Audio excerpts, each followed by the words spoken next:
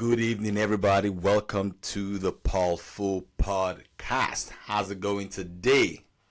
Today we will be reviewing the book called The War of Art by Steven Pressfield.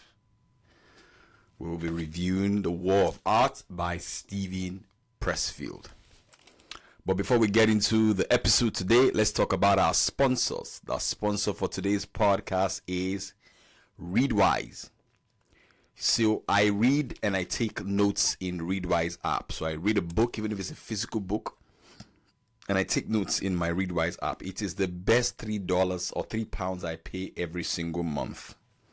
I want to encourage everybody to get the app called Readwise. I use it to take notes when I read, right? And I'm going to leave a link in the show notes of the podcast whereby you can download the Readwise app. Use my affiliate link. Of course, if you use my link, I get a little thing that helps to support the podcast. The second sponsor of today's episode of the Powerful Podcast is my company, Sales Factory Global. We are doing a 5-day sales challenge. For 5 days, I will teach for 5 days and I will give an instruction to execute. And to participate in that sales challenge, you click on the link on my show notes as well. So that is that for our introduction. Let's talk about some news in the sales industry and in the real estate industry in Nigeria of recent. So Redan just did their election. Redan is, I think, is the Real Estate Association of Nigeria. And I think the person that won in Lagos State, the president is Mr. Tony Aspire, is the president of BRG and Tribitat Real Estate Company. Tony is now the president of Redan in Lagos State. So that's some good news that has been happening in the real estate industry in Nigeria. All right, having said that, let's get into our subject for today, which is the review of this amazing book called The War of Art by Steven Pressfield. If you are watching this on YouTube, click on the subscribe button. Of course, you will notice that I have really read the book, and you can see all the bookmarks that I have made in the course of me reading this fascinating and amazing book. It's a short read. It's like 168 page for the book. This book, the book is so good. See, I even read up to the last page. You can see there. The book is so good. I quickly read his second book called Turning Pro, and I finished that one as well this week. So I read 2 of Steven Pressfield's books this week.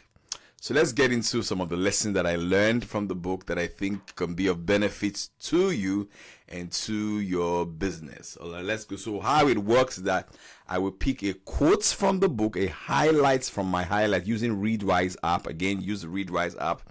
Then I'll explain it. All right. So the first one here is the guy said that the working artist will not tolerate trouble in his or her life, because he or she knows that trouble prevents her or him from doing their work.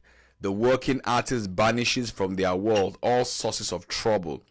She harnesses the urge for trouble and transforms it into work. I thought that was powerful. In the book, he was talking about shadow careers, shadow work. He said that if you are supposed to do your work, your destiny, your dharma, and you're always getting into trouble, addiction, pornography, excessive scrolling on the internet, what you are doing is that you are unconsciously running away from your purpose in life. That's what he said. That if you do that, you're unconsciously running away from your purpose in life. That you're just courting trouble because you see trouble as a distraction. Of course, when you are in trouble, nobody will tell you to go and write that book. When you are in trouble, the world does not expect you to write that poem.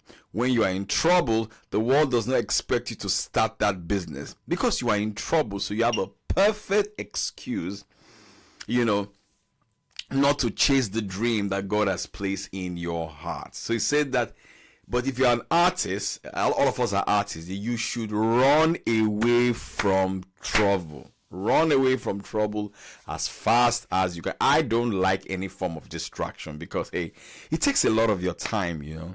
It takes a lot of your time. You are a man, you're married, you're looking for a side chick. You're just looking for a distraction because, you know, when you have a side chick, you'll be fighting with your wife. When you're fighting with your wife, you don't have time to chase your dreams. If you don't have time to chase your dreams, nobody will come and chase you because you looked for the trouble. So he said, stay away from trouble.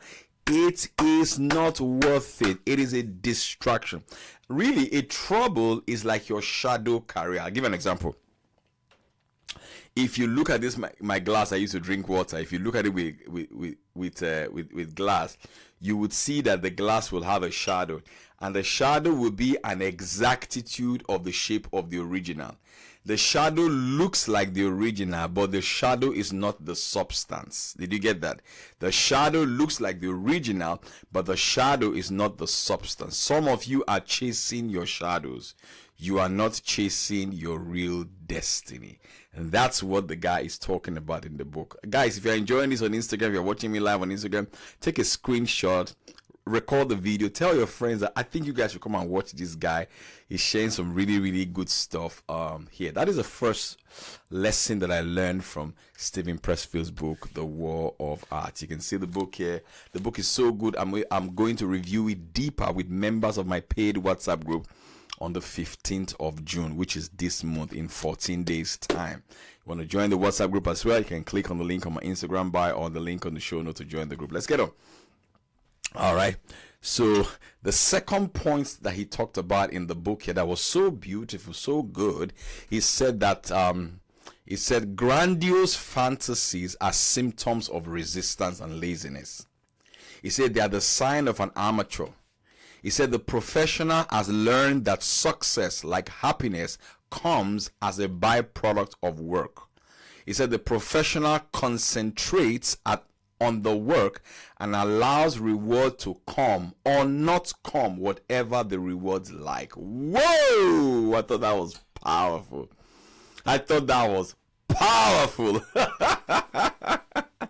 It's so true because a lot of people, they focus on, in Nigeria we call it, I want to hammer. In other words, they focus on the big break.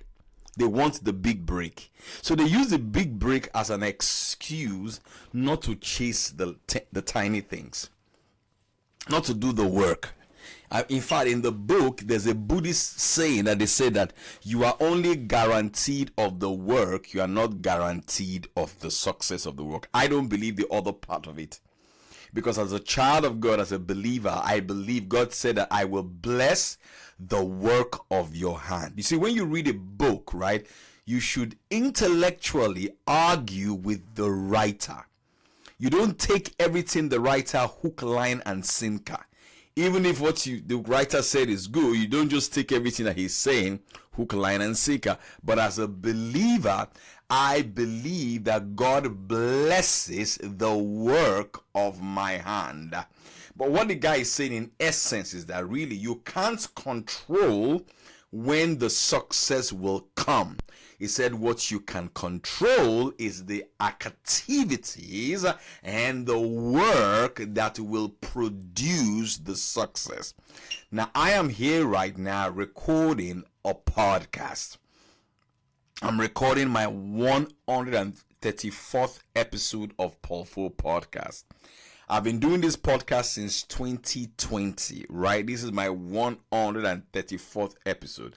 I can control myself, putting a structure to my podcast, writing a script. I wrote a script for this podcast. I'm not just talking from the top of my head. Those of you who are watching this on Instagram, look at my script. It's a long script. You can see it in my iPad. Look at the script. Those of you watching this on Instagram. So I'm not just, I didn't just come and be talking. No. So I can control that. What I cannot control is if somebody's going to watch this. What I cannot control is when somebody's going to watch it.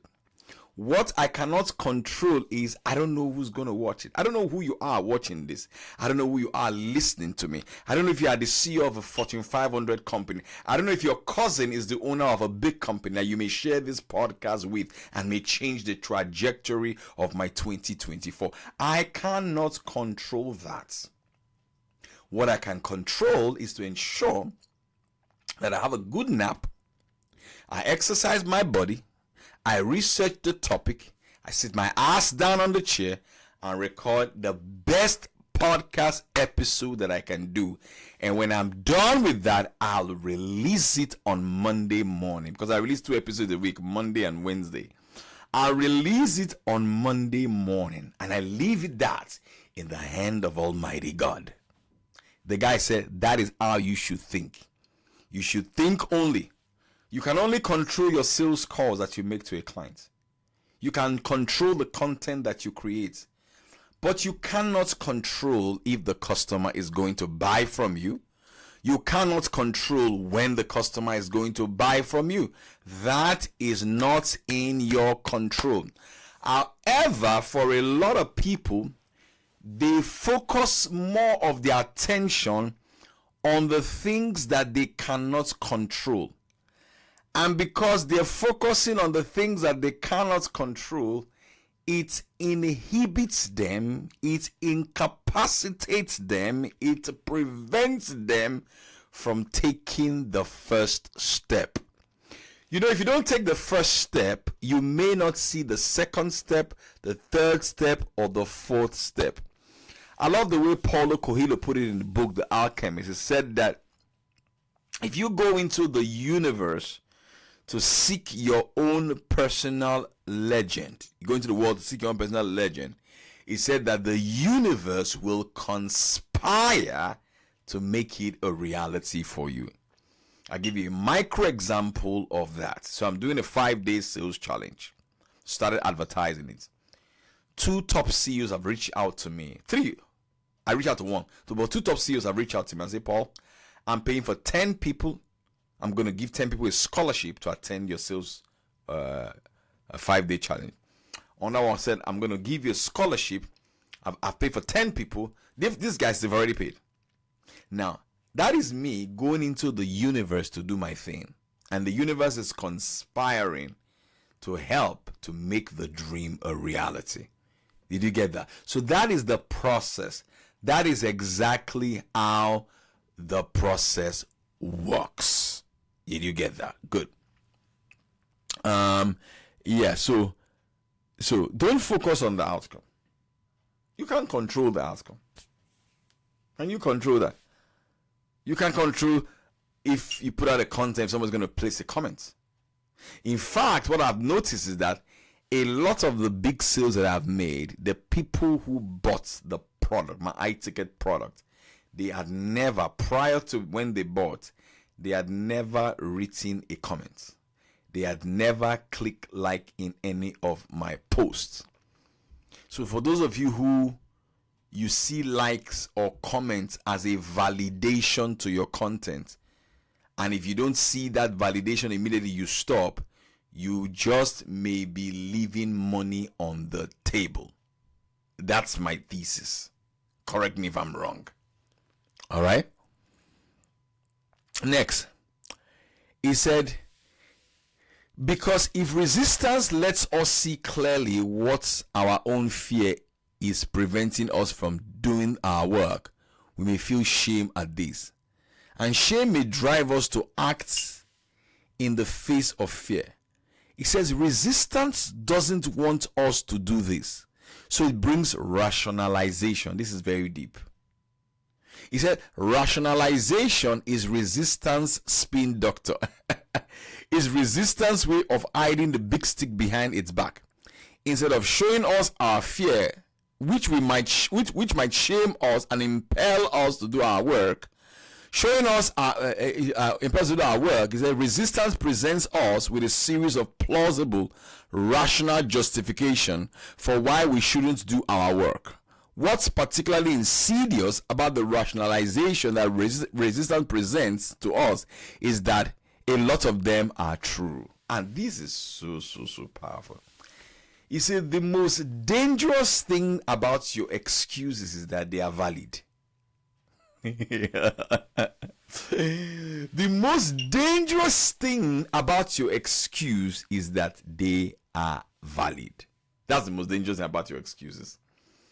You know, I went to the gym today. The gym wasn't full. I'm sure a lot of people have valid excuses why they didn't come to the gym. Their kids, their business, their work, all of those reasons. All the excuses and the reasons why you didn't do your work, it's valid. You are a mom, you are a father, you are tired. It is valid. That is the most dangerous part of our excuses, that they are real.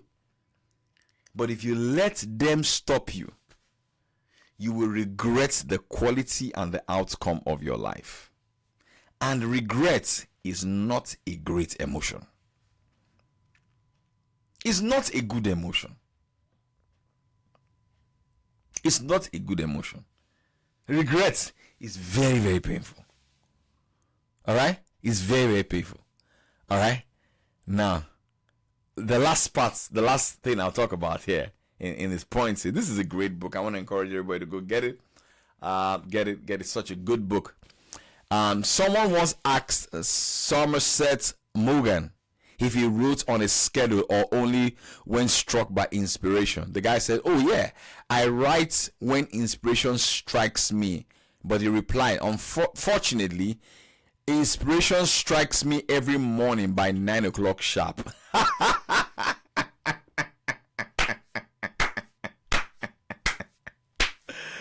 Oh my goodness. They're asking the guy, when do you get inspired to write? The guy said, "Oh yeah, I get inspired to write. But fortunately for me, that inspiration comes to me by 9 a.m. every morning."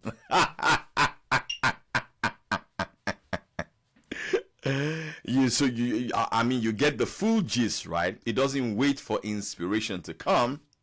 Boom! He manifests the inspiration by itself.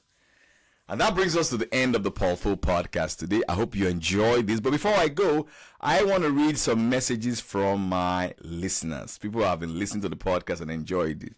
This is from Indugo Christian. He said, "Content creation will take you places and show the world your skill."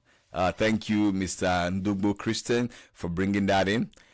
This is from the Dakbo Willis episode. Somebody wrote and said, "Thank you, Mr. Paul Fo, for this opportunity to see Mr. Dakbo Willis again. It was amazing learning from him. He literally explained most of the problems he encountered, which I'm currently experiencing. Mr. Dakbo Willis will definitely come back for a part 2 of your podcast." Yeah, I'm in talks with Mr. Dakbo Willis. He said he's going to come back for the podcast. I want to throw a quiz to you guys, and I want you to answer the quiz if you can.